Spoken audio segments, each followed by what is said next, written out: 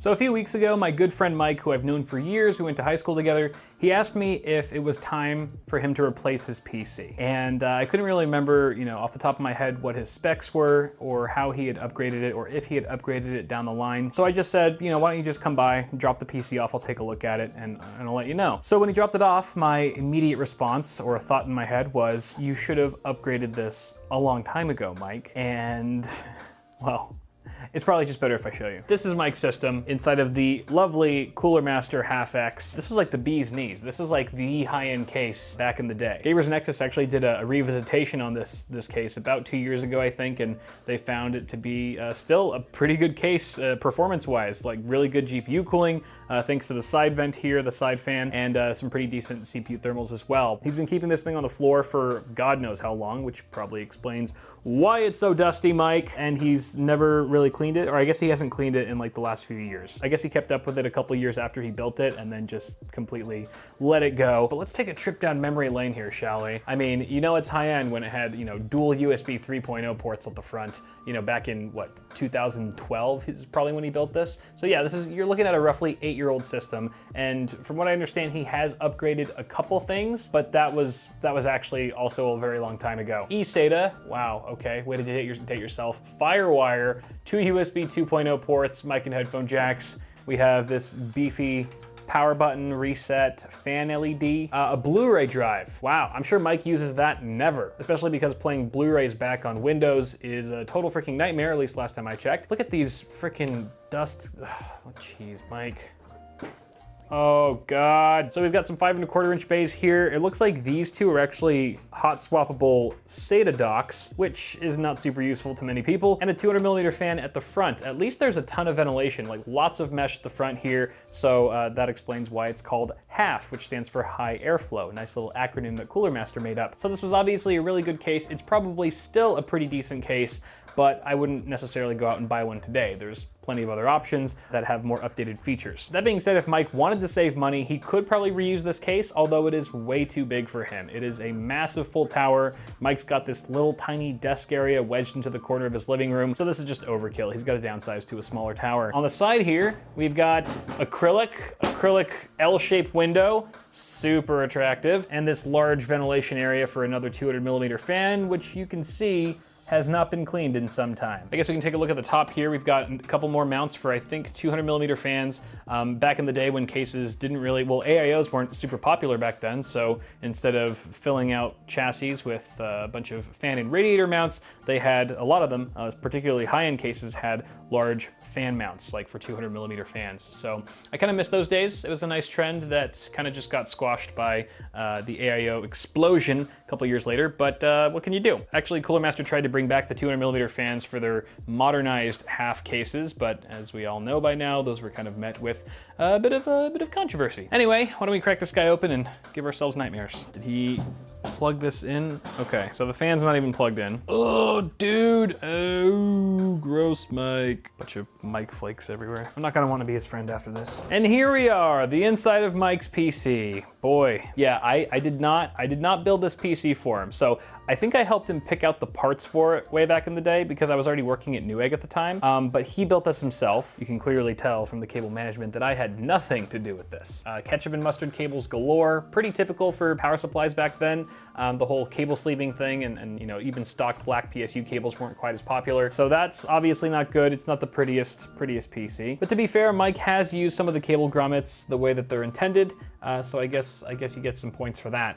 Let's take a look at the actual specs here. So based on this motherboard, and from what I remember, this is a Z68 board. It looks like a Gigabyte board, probably like an ultra durable UD3, I think it said somewhere.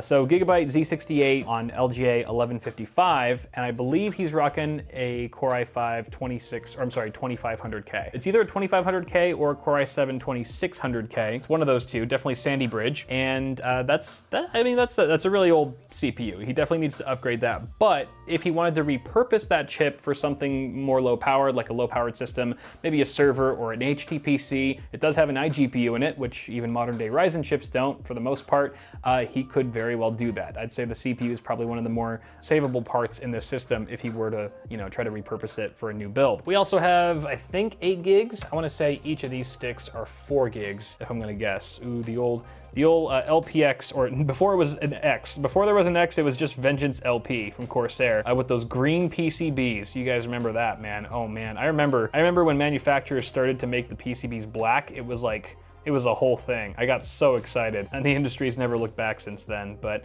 let's take a look at this stick here. So yeah, 2x4 gig stick, so he's got a total of 8 gigs in here. DDR3, 1600 speed, cast latency 9. I forgot how low the cast latency used to be for DDR3. So obviously Mike can't reuse this RAM for a new system because all the modern platforms are on DDR4 now, but he could pair this with the Sandy Bridge chip if you wanted to build you know, a secondary budget rig or something like that. So 8 gigs of RAM there in Mike's system. We've got a Cooler Master Hyper 212. This is like the original. I think this is the original Hyper 212, which you don't really see too often unless it's in an older system like this. And from the looks of it, yeah, that looks like a fan that hasn't been cleaned in quite some time. You know, I actually had a Hyper 212 in my first DIY PC too, which isn't too surprising because this was a phenomenally popular cooler because it was such a great value. It was maybe, what, 20, 30 bucks, and the cooling was actually pretty good. Good performance that allowed you to overclock a decent amount. Again, if Mike wanted to repurpose all this stuff, he could. That's still very usable. That's the nice thing about air coolers. There's no moving parts, well, apart from the fan, but if a fan dies or a fan,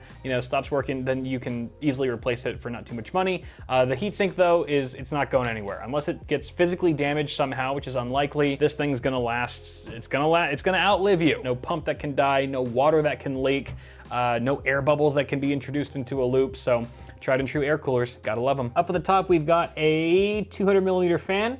Only one of them though. We've got another 140 at the rear, but just very, very dirty Mike. You a sick boy! Taking a closer look at this motherboard though, you know, these heat sinks are actually pretty beefy. For an older motherboard back then, Z68, you know, about 8-9 years ago, this is a pretty decent looking VRM setup that we got here. Look at all them MOSFETs.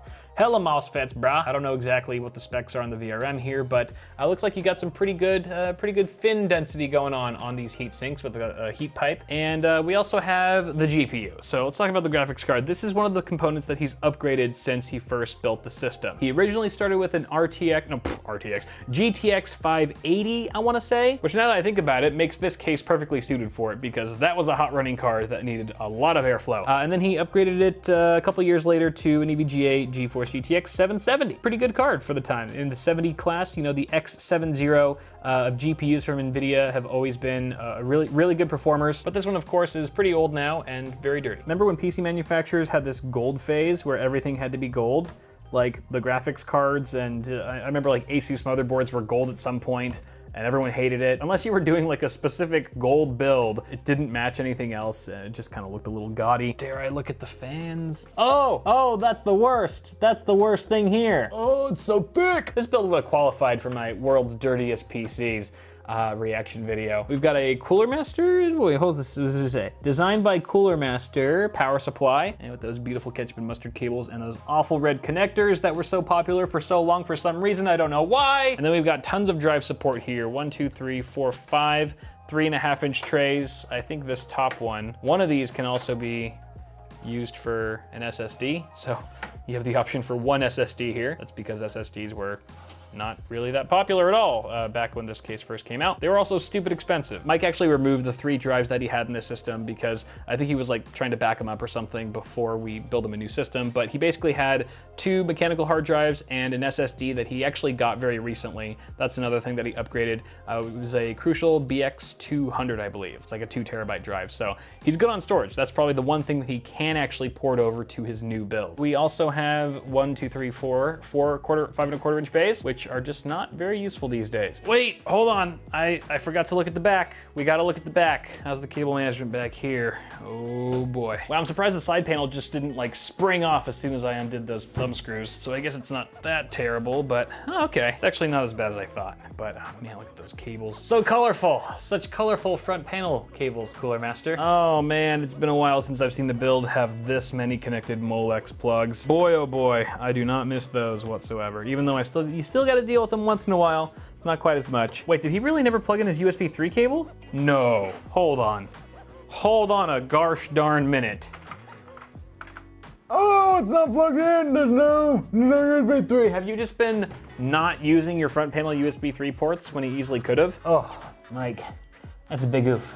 Big oof, Mike. Big oof! For some reason, I can't get into the board's BIOS. I don't even want to spend any time trying to figure it out, so I'm just gonna do it the old-fashioned way, pop the cooler off, and see what CPU Mike actually has. Like I said, I think it's a 2500K or 2600K, but we'll verify that right now. I should probably put this PC down, like lay it down flat, but you know, I am lazy and like to do things the hard way. Does being lazy make your life easier or more difficult? It's hard to say. At some point though, this cooler is gonna fall off and probably land on my foot. Oh geez, okay, everything's fine. Don't do this, by the way. What I'm doing right now, never do this. I'm only doing this because Mike no longer cares about this computer and I can easily build him a new system. Okay, that is some dried up thermal paste right there. His temps probably weren't great, especially because he never cleaned his PC. We can see here. I know everyone's gonna be like, don't touch the IHS, you're gonna kill the CPU. 2500K, okay, so he's got a Core i5 in here. Nice little 4-thread parts, not multi-threaded or anything. Oh my goodness. Jeez, that's disgusting. Oh, yeah. Oh, no. So the moral of the story here is that Mike needs a new PC. That much is clear. The only components here that he can really reuse for that system are his drives, which I don't know why I'm pointing there, there's no drives in there, but his drives are the only thing he can really reuse. Everything else is gonna be incompatible or just too old, not practical. He can repurpose some of these parts into a second backup budget system for whatever the heck he wants if he'd like. It would be a very large backup system though inside of the half-X. I would say maybe downsize the case, Mike, if you did want to build a second PC. Downsize the case. If you really wanted to downsize, get a mini ITX case and then buy a used mini ITX Z68 board, or at least a compatible board. I think Z77 will work too, and that would take up a lot less space. But as far as Mike's new PC, I already have some ideas. Obviously, I want to downsize the case. I still want him to have a mid-sized tower, mid-tower with ATX support. I don't want to go too small and you know, limit his options that way. I think we are probably either going to go Ryzen or maybe even Comet Lake S, dare I say. 10th gen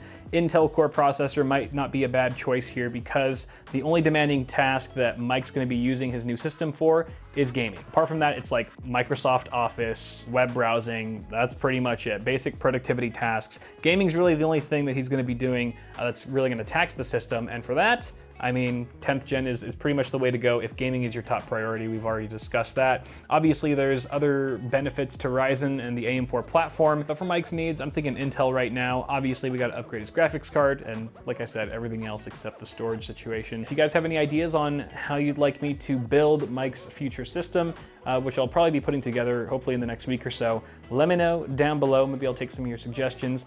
And yeah, that's it. That's the tour. That's the grand tour of Mike's crusty old nasty PC. So if you guys enjoyed this video, toss a like before you go. Get subscribed for more tech content coming at you really soon, and I will see you guys in the next video.